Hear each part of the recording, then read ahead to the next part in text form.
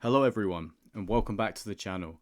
Today we'll be reading through people's confessions posted to Reddit, and I guess we can react and make our own judgments about them.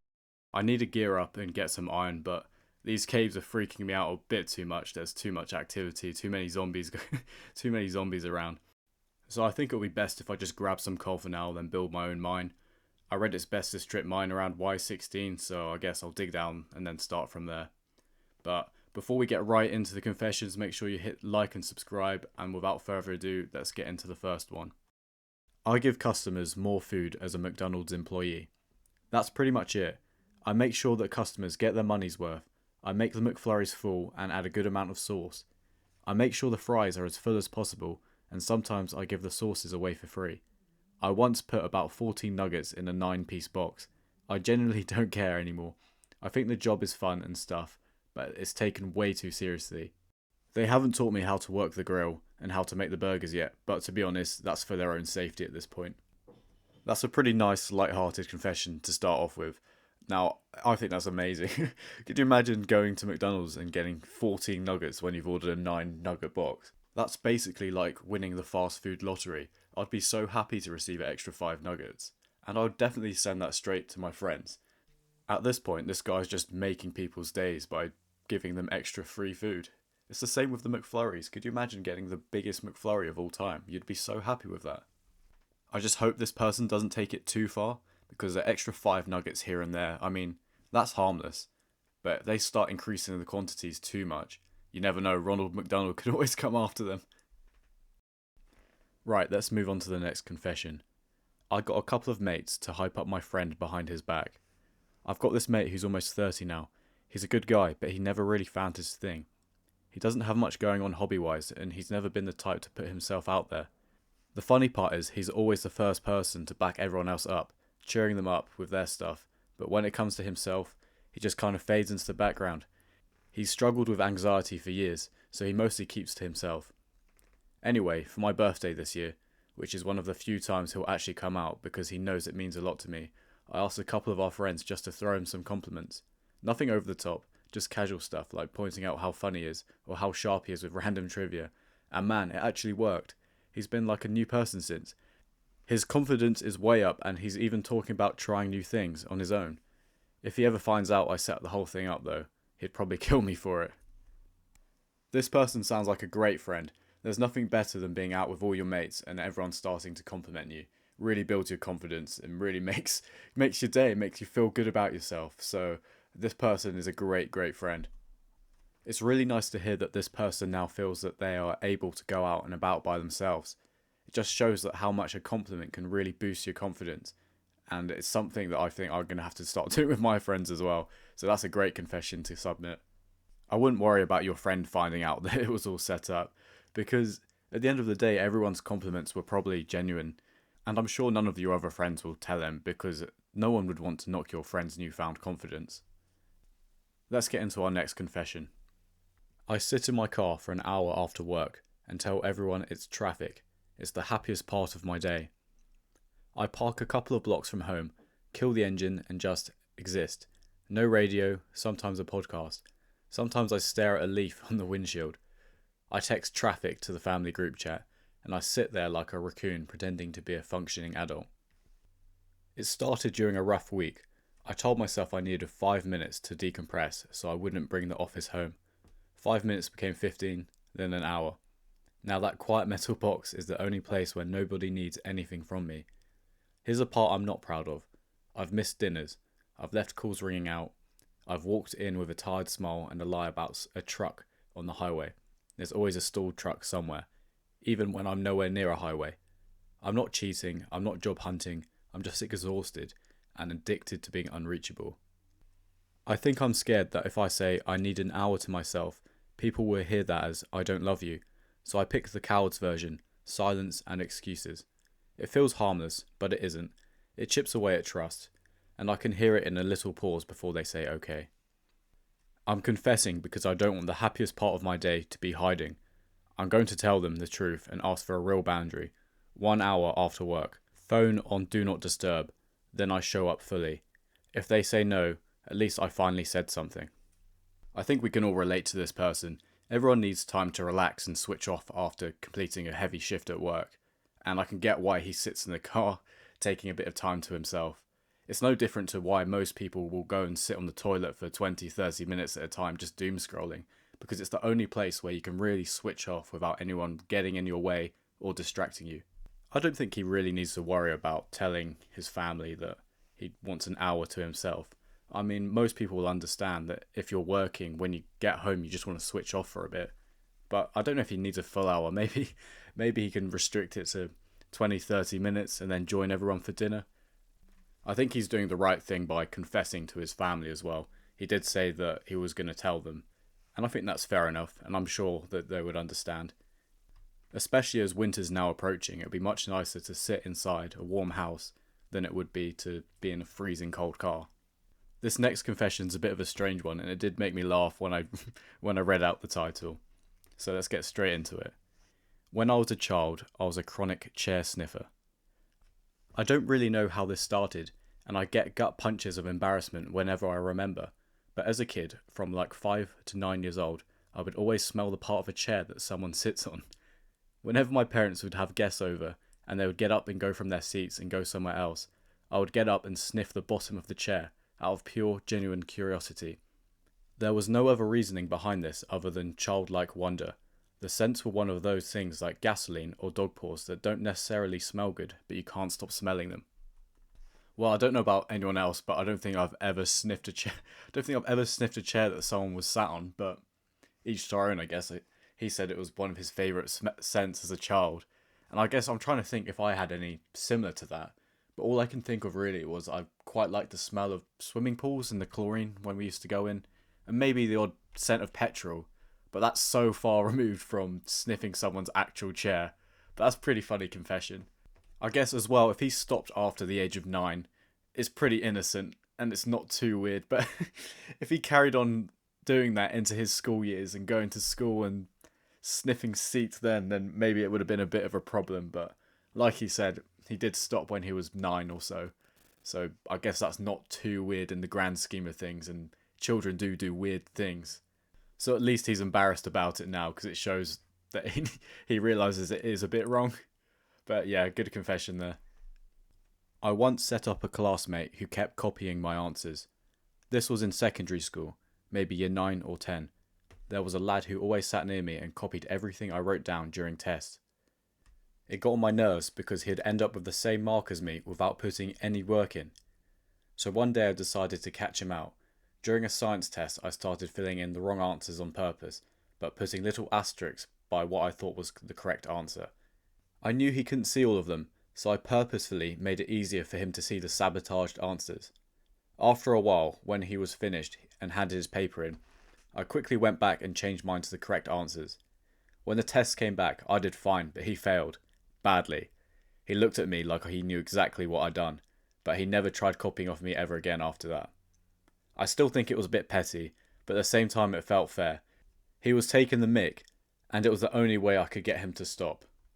I think this is actually a really creative way of getting someone to stop cheating, because at the end of the day you don't really want to go to the teacher, because then you'll end up being the class snitch, and you don't want people making fun of you even though it's fair enough to be annoyed at someone for copying you all the time. So it's a good way of getting around it. He's never going to copy you again, and he's got a bad mark from it, so it might prompt him to reflect on his actions, and he might think, oh, next time maybe I should just study, or maybe I shouldn't just copy and stare at your answers, because who knows what's going to happen. I remember when I was back in school, teachers were always way too lazy and they never really would mark our assessments. They always just ended up handing them back to us and saying, right, you guys have got to mark them yourselves and we'll go through the answers. But you just knew everyone was always cheating, and there would be someone who would never get any questions right, and they would always somehow get a top mark. But ultimately it just reflects badly when they ended up doing their actual exams and ended up failing. So people who cheat on these exams, unless they really start putting a shift in and actually revise, they always get caught out in the end. And that's exactly what happened to this person here. The next confession sounds quite similar to the previous one, where the person would sit in the car, but this person here took a whole day out to themselves, so let's get into it. My work shift got cancelled last minute, so I decided to sneak off for a little me time at the beach. I was supposed to work that afternoon, but I got the call that I was off. Lately, my home life has been super stressful, and I realised I hadn't had a moment to myself in weeks. So I threw on my usual work clothes, got in the car like I was heading to the office, and drove straight past the usual route to freedom. When I got there, the beach was practically empty, just the sound of waves and seagulls. I grabbed a blanket I keep in my trunk, changed into my swimsuit under my clothes, and kicked back for a couple of hours. I even brought a book I'd been meaning to read, and for once I didn't check my phone or worry about any responsibilities. By the time I left, my shoulders felt lighter and my mind clearer. It was wild how a few hours of solo beach time made me feel like a new person. Definitely planning to make this little escape a regular thing whenever I can. It sounds a bit sneaky, but this beach trip sounded like exactly what this person needed. Just that a bit of freedom, a bit of time to sit by themselves. Again, like we said earlier, you need time just to relax. And this person got exactly that. They just made a quick lie about going to work. I mean, that's a bit off. Dressing up in your work gear and telling everyone you're going to work and then chilling out on the beach all day. But I guess if he probably felt, or they probably felt, if they were in that position, they had no other choice. So fair enough to them for enjoying their day out. I mean, I probably would do the same thing if I lived close to a beach. I think he was probably scared. They were probably scared that they would have to do the housework if they stayed in all day. And by saying that, oh yeah, we'll go to the office, I mean, that's quite powerful. They could get out whole day, no worries, no interruptions. I also think it's really nice that this person has found that they can go to the beach and just relax there. It's like unlocking a new area of a map, but this person now knows if they want a mental health reset or an escape from their reality or a bit of a break and a reset, they can just go and chill out on the beach and they know that they enjoy it there, so that's really good for them. Let's move on to the next one here. I'm so done. 29 years in the classroom, and this year's ninth graders are the worst I have ever had. So I'm British, so I have no idea how old a ninth grader is. I think it's roughly year 4, year 5, so maybe 9 or 10 years old. I don't really know. I have been a teacher for 29 years. During that time, I've had good classes of students and not so good classes of students. Never in my life have I experienced a level of frustration that I'm experiencing with this year's ninth graders. Don't get me wrong, there are some great kids in my classes, but on a whole, the level of disrespect and inability to stay focused on their tasks is off the chart. My patience is at its end. This might be the year that I'm done. Fair play, 29 years of teaching. That's a long time. That's a really good career, actually. Fair play to them for keeping up for 29 years. But I'm hardly surprised that if we're talking about 9, 10-year-olds, their attention span is tiny nowadays. Everyone's just doom scrolling the whole time. I'm not surprised kids can't focus in class. And there's so much brain rot going on now. Like, if I was a teacher, I'd be constantly confused about anything, really. Especially when, like, Italian brain rot came around. Can you imagine, like, if you've been teaching for 29 years, you're at least in your 50s. And if you don't have kids yourself, I wouldn't even want to know what skibbity toilet is if someone said that to me as a teacher of 50 years old. I would be so confused, so I'm really not surprised that this person is just hating teaching at the minute. I mean, my only advice to them, and if I was them in this situation, it might be worth considering teaching older people now, either stepping up to college age groups or even taking a step back and working with adults in community, maybe working with teaching adults new skills or adult teaching of some sort. I don't know, maybe they would be more attentive and actually listen, unlike these kids. Right, let's move on to the next one. Marrying for money sucks, and I don't recommend it. Married a 40-year-old when I was 19. Started dating when I was 17. Yes, it was gross, but that's what happened. The only reason he married me is because I was hot. The only reason I married him was because he had money. I actually do have other redeeming characteristics, but he married me because I was hot. I know this, everyone knows this. It doesn't feel great, but I can deal with it. We have been married for 20 years, 4 kids, so we're stable and we have lots in common at this point. And we do love each other, but if I could go back and slap myself, I would. What nobody tells you, or they try and tell you and you don't listen because you're a dumbass teenager, is that marrying like this means you owe him. For everything. Every goddamn day. Not just in the bedroom, but in every other matter in life. The stuff you never imagined someone else trying to decide for you. And you don't just owe him for the money. It's heavier than that. He'll never say it out loud, but you know that's the deal. Fundamentally unequal. He'll pull rank at most random times and it'll make you feel like you're falling through the floor. I don't hate my life or anything. I accept that I made this bed and I have to lie in it, but I wouldn't recommend it to anyone else. My oldest daughter is 2 years younger than I was when I met my husband, and I can't imagine it for her. I feel really sorry for this person. It must be really hard to go throughout life with such regret on your shoulders. That age gap is kind of crazy though. Could you imagine being 19 and getting married to someone 21 years older? And she said that she was seeing him for maybe 2 years before, so he was 38 and she was 17. That's a crazy age gap.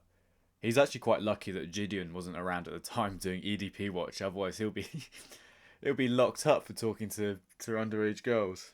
I guess the best thing that came out of this situation though was that they have a happy family with 4 children. So I'm sure she can always think, well, I may regret getting married all those years ago for money, and my life could be completely different.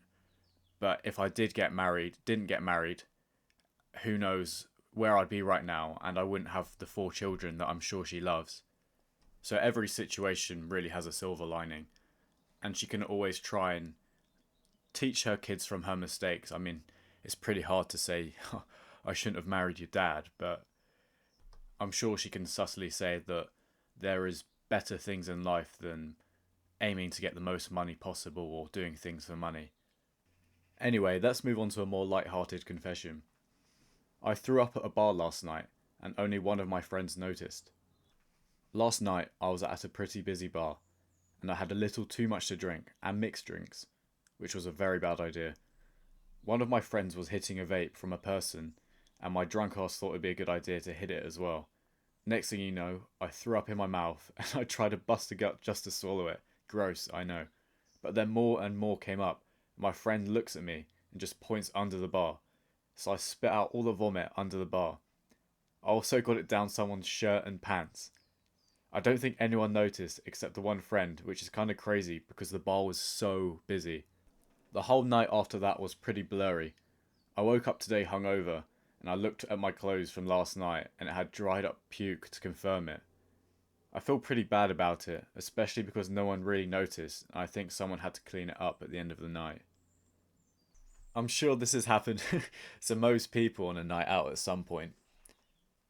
Taking a hit from the vape or hitting snooze or getting any extra nicotine whilst you're already pretty drunk and always set you over the edge, and that's exactly what happened to this person. I think if I was in their situation, I would have probably done. I don't know. I feel like I probably would have done the same. Just gone on because you've got no choice. If it's coming up in your mouth, you can't swallow that back down. You have to just get rid of it. So I guess spitting it out at the bar was probably the best case scenario because you don't want to just throw up on anyone else or go get it down yourself completely. So I guess just to get it out of your system, and if it's under the bar, you'd like to think no one would step on it as well.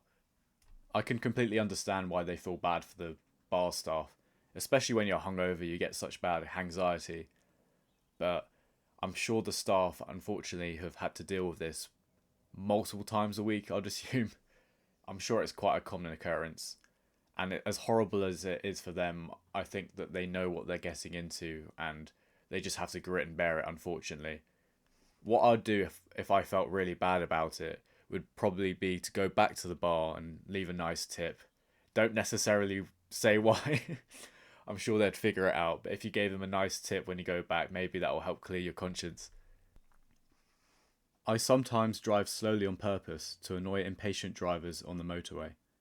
I drive exactly 70 mile an hour all the time, which means most of the time I'm in the left lane, but sometimes the left lane is stuck doing 60, so I'll go into the middle lane and do 70 and slowly pass by everyone. And sometimes some impatient person, usually in a BMW or Mercedes, will come behind me and flash around 12 times, and I just don't speed up. My opinion is there's a whole other lane to our right. You could pull into it, but you choose not to, and choose to be an arse.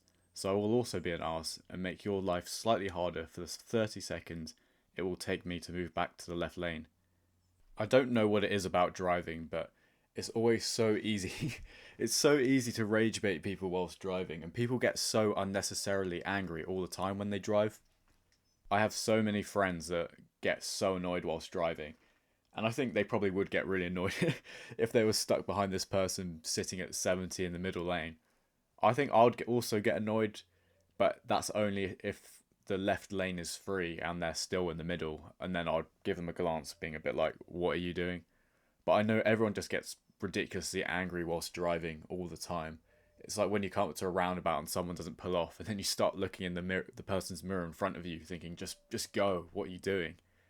Or another example would be when you let someone go out and they don't thank you for it. They don't raise their hand to show thanks. I guess that's similar to when you hold a door open for someone and they don't say thank you. That always winds people up as well. But anyway, guys, thank you for watching today. Thank you for listening today. I hope you enjoyed the video. If you could please hit the like button, hit subscribe, maybe comment what you want to hear next. And I'm sure, hopefully, I will see you on the next one. Thank you, guys.